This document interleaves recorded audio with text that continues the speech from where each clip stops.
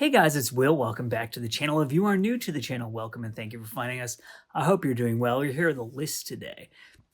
I'm sitting side saddle so we can put some posters up here to show you the movies that I'm talking about. This is a top 5 list, and it is my top 5 films of 1986. So if you're new to the channel, I turned 40 in 2023. I know I'm like 90% on my way to the grave, and so I thought it would be fun to do to mark my 40th birthday to do my top 5 films of every year that I've been alive. So starting in 83 and moving forward. So now we're on 1986.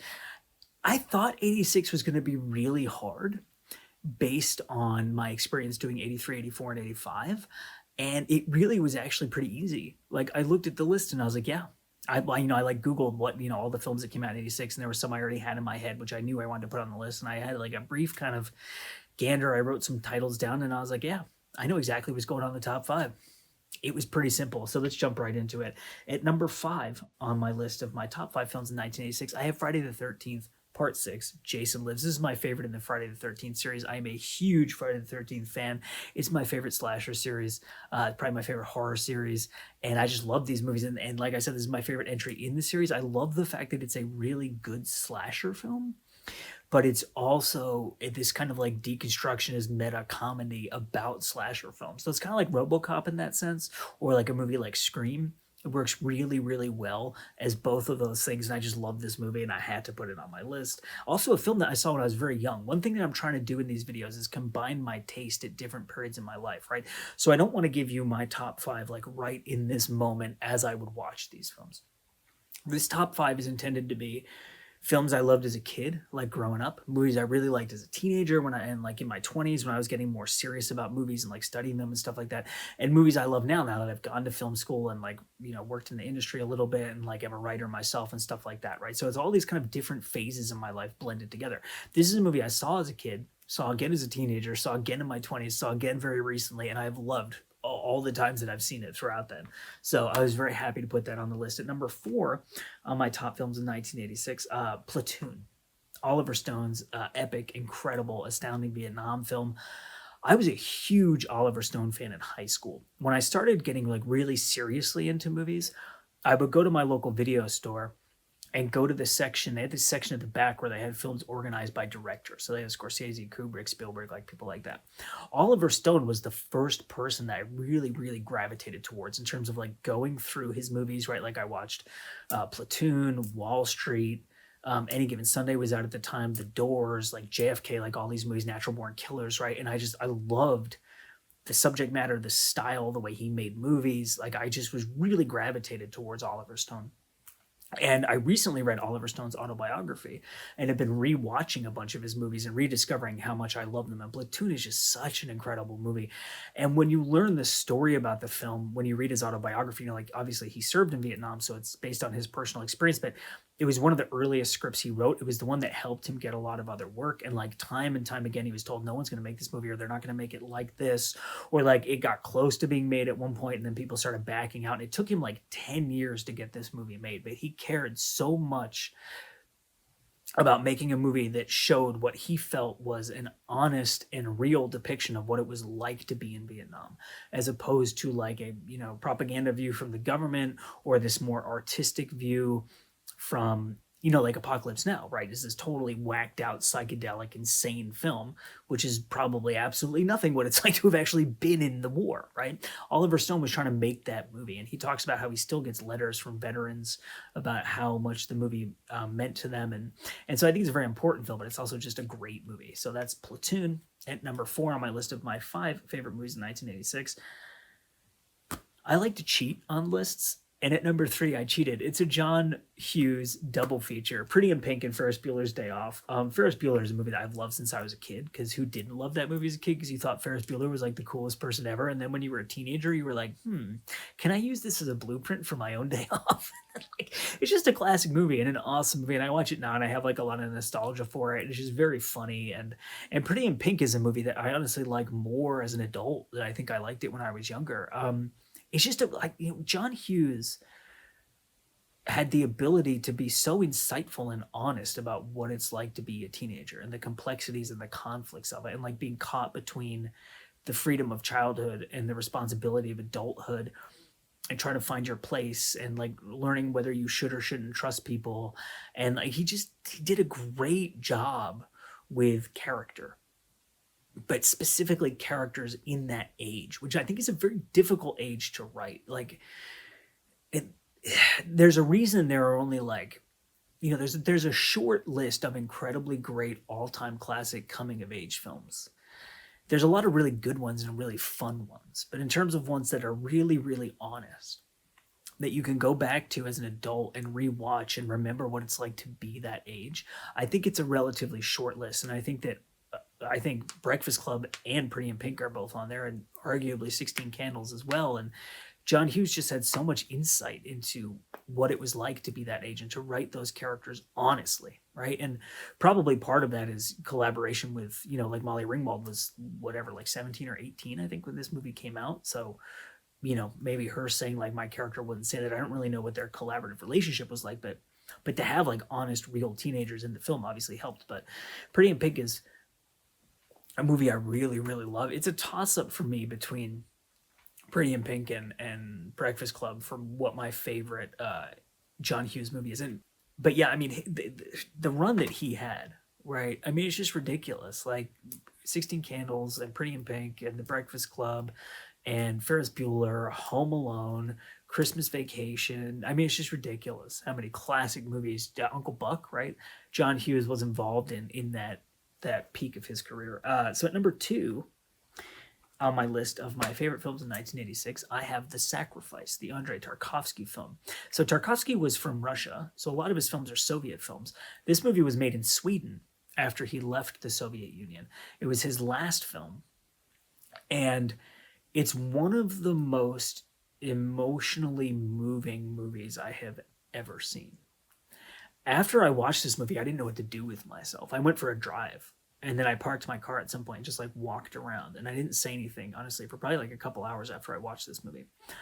The movie itself is unique and original and really, really moving and beautiful. The way that the movie, so like I said, this was Tarkovsky's last film. From what I understand, he knew he was dying when he made this movie, or at least he knew he was dying when he finished the movie. So there's stuff in this movie about parents and children and family and stuff like that. But the movie is also in a kind of a meta way in terms of, I don't want to spoil what the movie is for you, but there's an element to this film that's about Tarkovsky and his own family and children. And he knew he was dying when he made it. And it's really powerful to watch the film and then to think about that and to know that. And the ending of this movie is one of the greatest endings of any movie ever. It's really genuinely incredible. If you follow me on Twitter, not to plug myself, but my like little banner image at the top of my my Twitter profile, is from this film, from the ending of this film. It's such a stunning scene, but the whole movie is just really, really beautiful and incredible. So that brings me to, actually, before I get to number 1, you know what I'm going to do? I'm going to throw out some honorable mentions.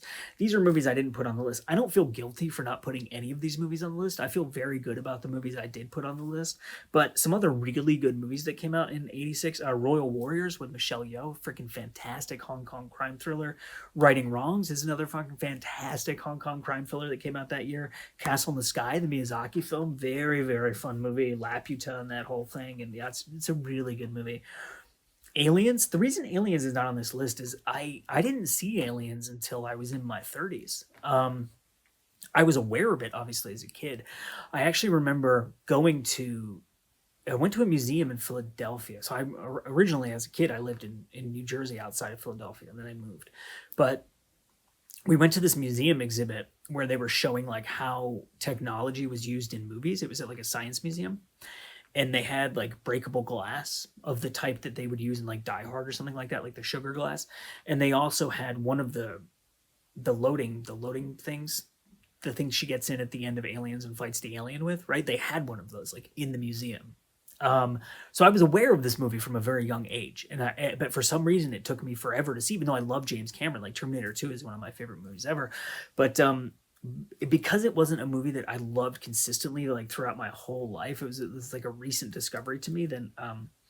And then another movie, Salvador, actually the Oliver Stone film. Oliver Stone put out two movies in 1986, and they were both nominated for multiple Oscars. Big year for Oliver Stone. Salvador is an incredible movie, but again, I just saw that like a couple months ago for the first time, so it felt like dishonest to put it on my list. Stand By Me is a movie I watched a lot as a kid and really, really loved. I haven't seen that movie in probably 20 plus years, maybe 25, 30 years.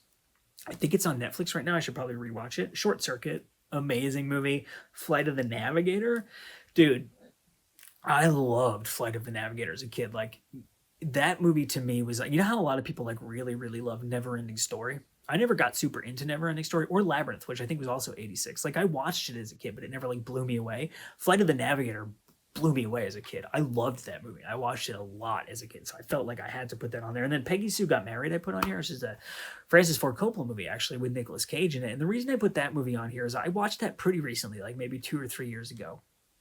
It's got some amazing, amazing like blocking cinematography, visual design in it.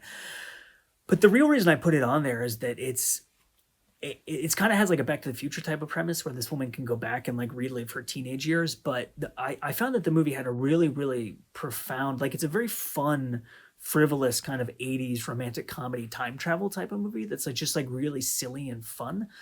But the reason that it really hit me and like moved me emotionally and like kind of rose to a different level than just like your standard 80s like rom-com type of movie is that what it's really looking at is becoming a parent, looking back at all the decisions you made, thinking you made a lot of mistakes in your life, but realizing you would never undo any of those mistakes because you would never change anything once you have kids, because you don't want any life except for being the parent of those kids. And as a parent myself, I thought that was a really powerful message, and I really appreciated that film. So number one, now we're back into the list, the top five. On my list of my top five movies in 1986, we have, drum roll please, A Better Freaking Tomorrow, the John Woo film starring Chow Yun-fat.